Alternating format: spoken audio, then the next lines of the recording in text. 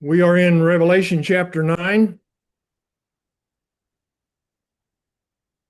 There's a number of things that are going to be helpful in our study, I do believe. One of the first things I'm going to take notice of would be the keys that are used in the Old and New Testament, because I think it's going to help us to understand who the destroyer, and the other guy. And it's going to help us to understand who that is. We're talking about Revelation 9, verse 11. They have over them as king the angel of the abyss. Let's just start right there and take note that in verse 1 and 2, the fifth angel sounded. I saw a star from heaven fallen unto the earth. There was given unto him the key of the pit of the abyss, and he opened the pit of the abyss. I do believe that one of the things that's going to help us as we understand what the abyss is, and as which we've looked at, as we understand what the keys are and who we understand the angel is, all of those things are going to help us to see what Revelation chapter 9 has to say. I'm going to give you a few passages, and then we're going to hang out for a moment or two in the book of Revelation concerning keys. When you look in the Old Testament, you see the one time that key or keys is used literally. Literally, your keys. Where are my keys to the car? That would be a literal use of that phrase. In Judges chapter 3, verse 24 and 25, you have Ehud, the judge, going into Eglon, the king, and he kills him, and then he leaves, and the door's locked. And so in Judges 3, 24 and 25, especially 25, they tarried till they were ashamed, and behold, he opened not the doors of the upper room. Therefore, they took the key and opened it. That's a literal use of the word key. You do have a figurative use in Isaiah 22:22, and then when you turn to the New Testament, probably one of the most known passages in all the Bible, Matthew 16:19. Jesus said unto the apostles, I will give unto thee the keys of the kingdom of heaven. Now you'll notice the next phrase, and whatsoever thou shalt bind on earth shall be bound in heaven, whatsoever thou shalt loose on earth shall be loosed in heaven. Therefore, the keys are the way into the entrance of the kingdom of God, the keys of the kingdom. The kingdom is the church, church is the kingdom, therefore it be the keys to the church. We understand that the church is not a building. It would be the people, the called out of God. So that would be a figurative use of the word keys, and we understand it very quickly because we use it so many times and have gone through it concerning a study of the church. Look at Luke 11:52. In your minds, woe unto you lawyers, for you took away the key of knowledge. There again, you have a figurative use, and this time the keys were used in a negative purpose. Looking at Revelation 1:18, you have Jesus with the keys of death and Hades, the grave. You also have Revelation 3:7. He hath the key of David, which was introduced to us in Isaiah 22:22. We have not studied it in this study. Now, the two passages that go together that's going to help us to understand what's going on in Revelation 9, 1 and 2, would be a comparison to Revelation 20, verse 1. So if you want to look and hold in one hand Revelation 9, 1 and 2, and Revelation 20, verse 1, I think it will be helpful to an understanding of what will guide us, will enhance our understanding of who this one, this king, this angel in the abyss, and has the key to the abyss. In Revelation 9, verse 1, the fifth angel sounded, and I saw a star from heaven fallen unto the earth, and there was given to him the key of the pit of the abyss, the bottomless pit. The first thing that stands out is what I was trying to emphasize as I read it, and that is the star falling from heaven is him, whoever the him is. I believe it's Titus, Rome, Vespasian, the Roman army, the Roman politicians, the Roman religion. They are the ones that are releasing all of the horror out of the bottomless pit and producing, by releasing all of those things, producing the terrible consternation and stress upon Judah. And so here you have a star who is a him. We have pointed that out a number of times, that in the Bible you have the moon, the sun, the moon, the stars, and those are simply talking about the leaders of the land. It could be the leaders of the land of Babylon, the leaders of the land of Egypt, and the leaders of the land of Judah. In this passage, it is a leader, it is an angel.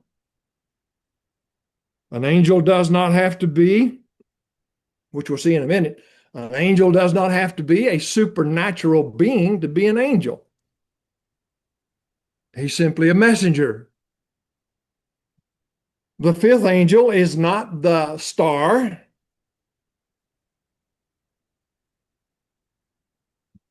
We will see more here in just a moment in Revelation 9, verse 11, but I want you to compare what you just read in 9:1 to Revelation 20, verse 1. And here you have, and I saw an angel coming down out of heaven. This angel didn't fall from heaven. He's not the star that fell from ruling. He is a messenger from God. He has a job to do, a mission to do in Revelation 20, verse 1. You'll notice that this particular angel out of heaven, having the key of the abyss and a great chain in his hand, and he would bind Satan and cast him into the bottomless pit, the abyss, and lock it up. What we must understand, that I've tried to emphasize with chapter 9 in the introduction of the abyss, the bottomless pit, is to understand we're not talking about a location you can walk to, but instead it is the government, it is the army, it is the people, it is society that is causing a great deal of consternation, a great deal of stress. Well, here you have Satan, who is behind all of that. Satan is the father of lies. He's the father of deceit. He's the father of sin. He's the one that introduced it into the world. With Revelation 20, verse 1, you will see that this angel, having the key when he came out of heaven. When you compare chapter 9, verse 1, it says that I saw a star fallen unto the earth. There was given unto him the key of the pit. The falling from heaven is not a literal, one day he dwelt with God. That's not what's being said. It is his elevation in society that's being discussed with that key. So what we're trying to point out with the key is this. This star, this him that has been given a key to the abyss, is the one that has the authority to cast trouble upon the earth. Now notice with me chapter 9, verse 11.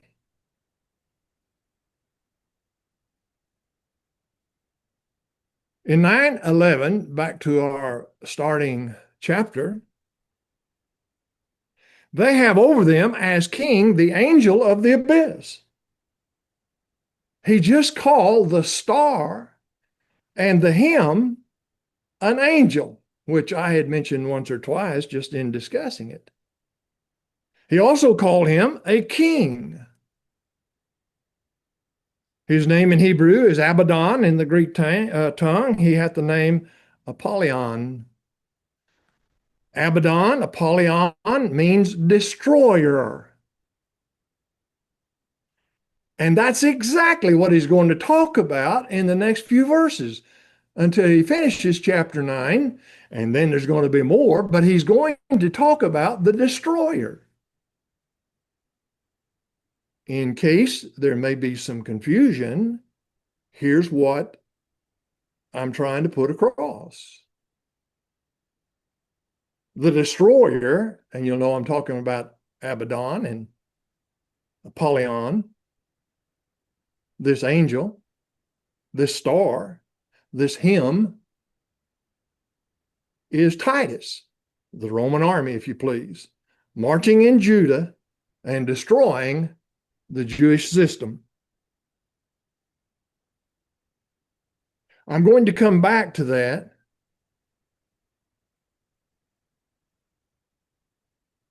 And we have a lot to say about the beast and Titus and Rome, but I wanted you to see that before we went any further. Someone says, I don't quite get what you want us to know. All I want you to know is that chapter 9, 1 and 2 goes with chapter 9, verse 11. And chapter 20 helps us to understand the keys, the giving, and having already had. So that's what we have found out so far. Just pieces of facts. We're in chapter 9, and with chapter 9, we're going to see two divisions. The first division we've already gone over. The fifth angel sounded, chapter 9, verse 1. There's going to be three of these angels, and it's called the three woes. That's the first woe. Notice chapter 9, verse 12. The first woe is past. What do you mean? John says, what I mean is the fifth angel that just sounded, and what he had to say was the first woe. That's what he just meant. If you want to know what the first woe is, just put verse 1 to verse 12, if you please. And behold, there came yet two woes thereafter. The sixth angel sounded.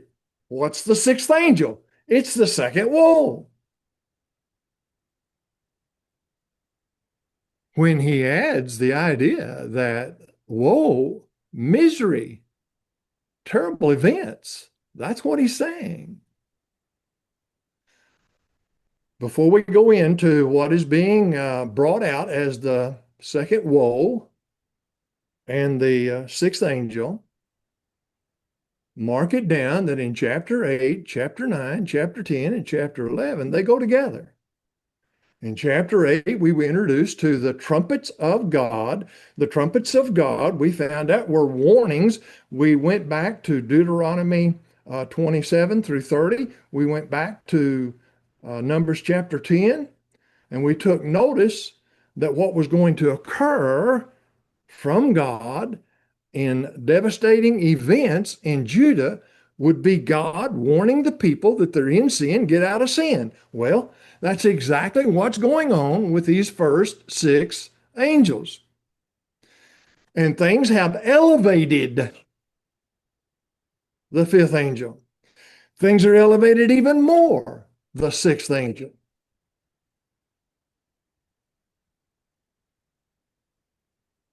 And so we have the division.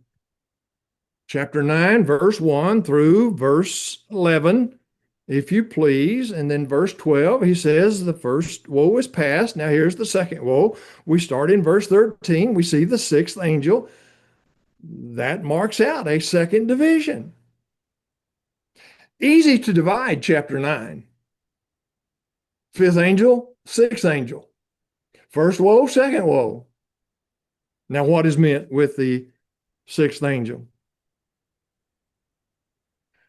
You will take notice that verse 13, the sixth angel sounded. I heard a voice from heaven. I heard a voice from the horns of the golden altar, which is before God. And one sang to the sixth angel that had the trumpet, remember, he does have a trumpet. Loose the four angels that are bound at the great river the great river Euphrates. The four angels were loosed that had been prepared for the hour, day, month, year that they should kill the third part of men. The third part means partial, not total, not complete. However, what you do have in this text is this. Chapter 7, verse 1, we had the four angels who were stopped at the river Euphrates. Now you have the four angels loosed from the river Euphrates.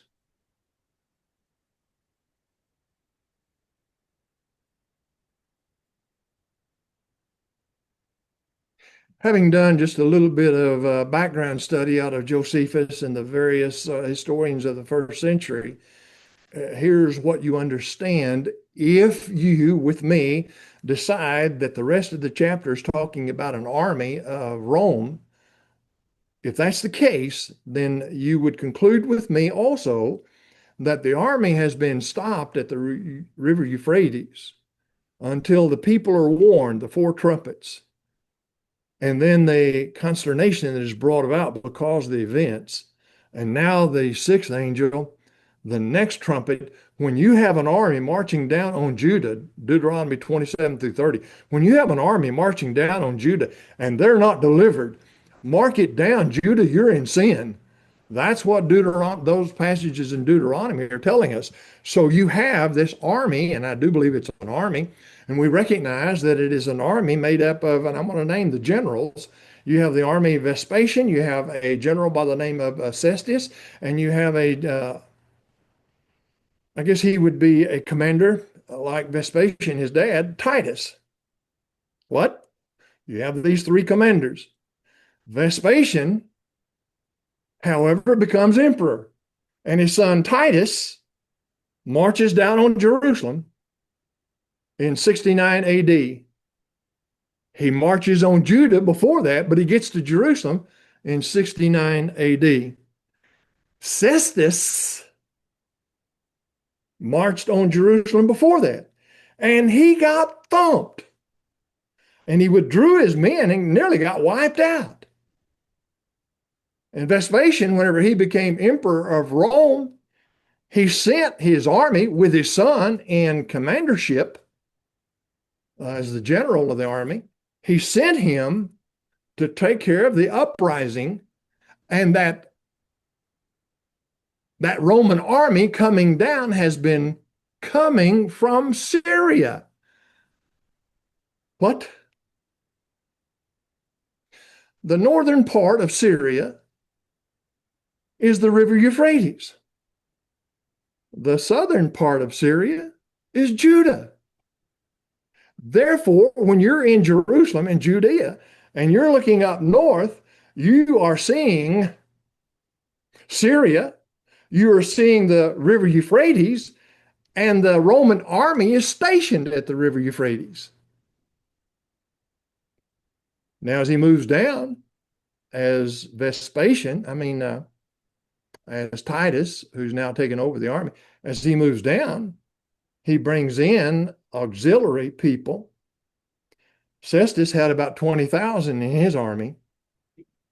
Titus has 70,000 in his. That's a big army to go against a little place called Judah and Jerusalem.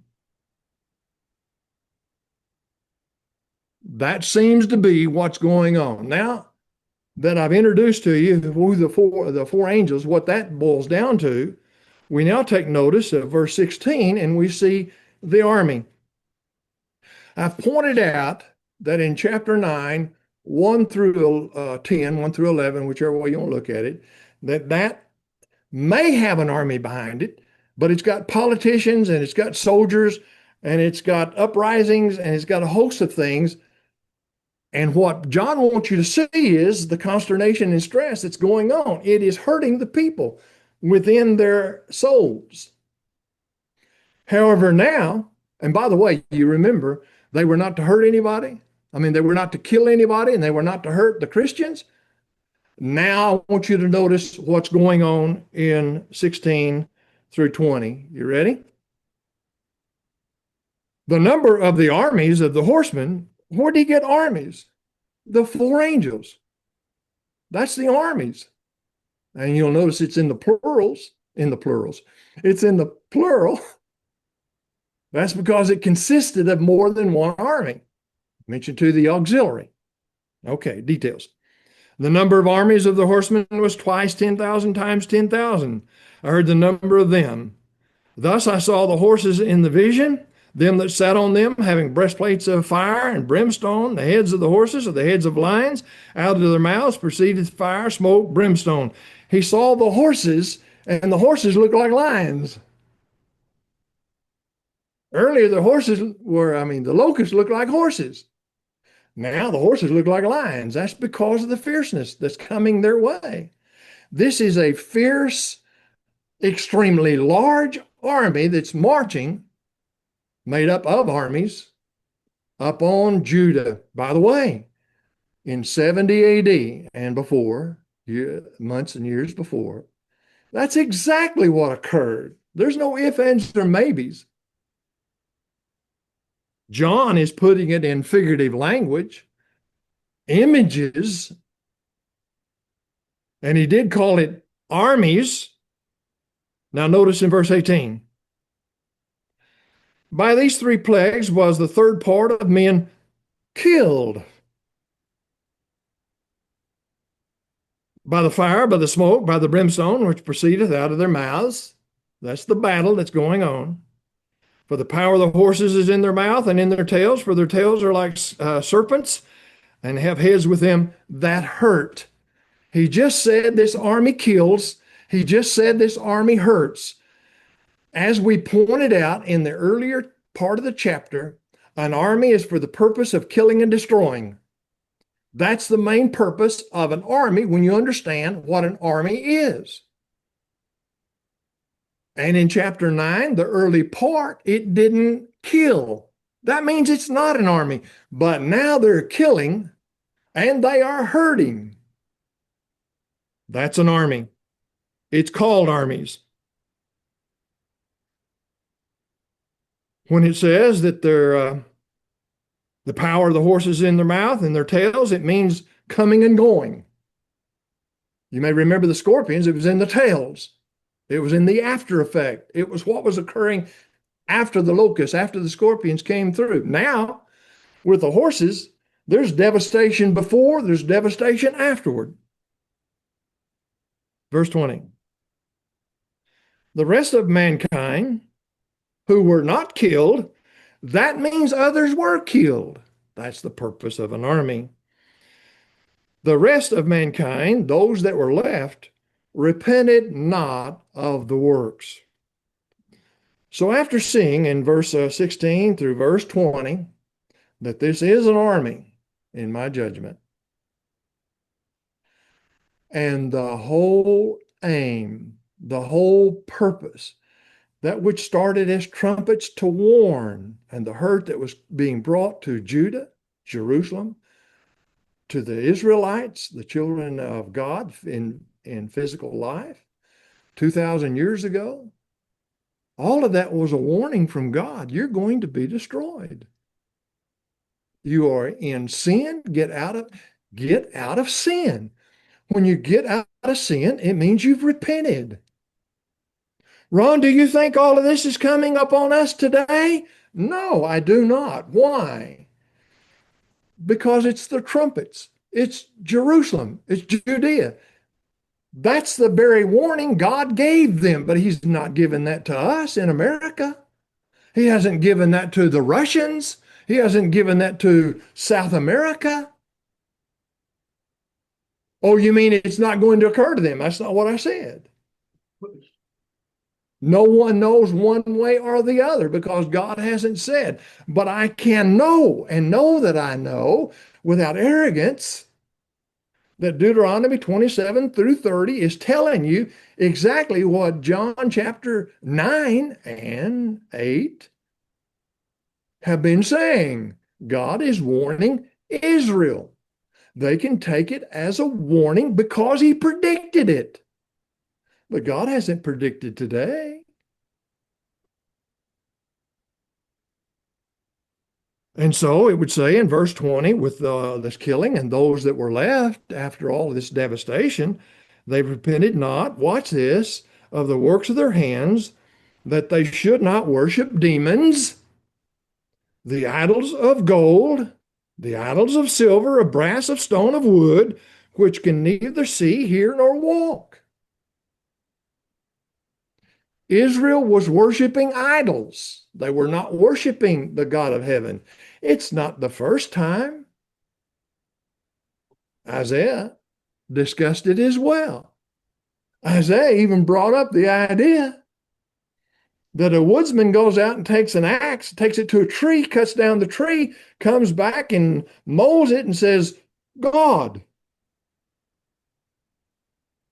It can't move.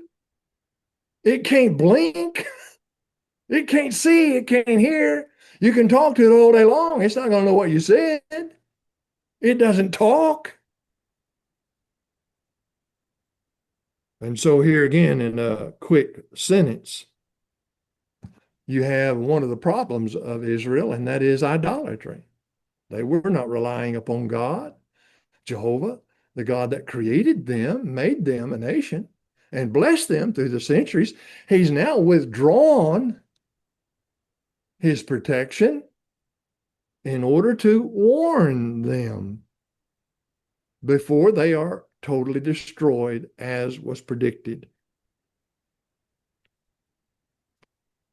We take notice of the next verse, and thus we have a double aim mentioned to us. They repented not of their murders, nor of their sorceries, nor of their fornication, nor of their thefts. They were crooks. They were liars, deceivers. Who was? Israel. Someone says, oh, that's so anti-Semitic. No, it's not. I'm talking about how ungodly they were. But I see the East Coast and the West Coast of America, and I see the same wickedness. I just recognize that in Revelation, John is warning the children of God in the flesh, not the spiritual children, not the seed of Isaac, not the seed of Abraham. He's letting them know what's happening. But the children of Israel of the flesh can read in their book and look around without God saying a word to them and recognize they are in sin, terrible sin. He even tells you what their sin is. John does. So in chapter 9, you have an introduction of the angel, the star, the king, and I'm going to say the destroyer, who is the beast.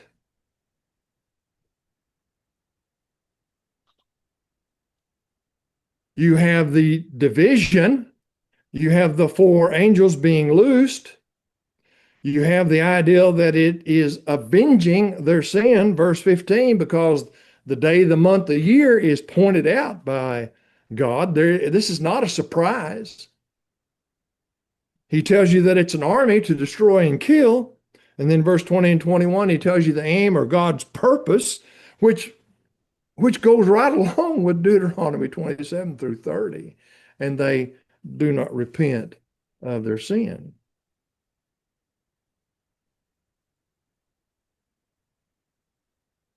I ran out of time. Let me introduce to you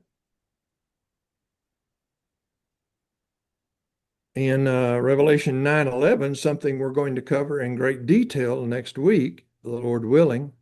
They have over them as a king the angel of the abyss. His name is Abaddon, and Apollyon, destroyer. Now I'm giving you quotes. I could quadruple these quotes from the Jewish writings of the 1st, 2nd, 3rd, and 4th century AD. And they say things like Rome, the wicked, came and destroyed the temple. Titus, the wicked, entered the Holy of Holies and slashed the curtain with his sword, and the temple was destroyed. Out of another writing of the Jews, it reads this way: when Titus the destroyer entered the temple, he took the curtain and made it into a basket. There's two or three others from the various Jewish writings, books of the latter part of the first century, mainly in the second, third century, concerning Titus the destroyer. Well, Titus was leading the Roman army, and that's the beast. We haven't proven that. Let's prove it next week, or seek to prove it next week. You have any questions or anything you would like to add?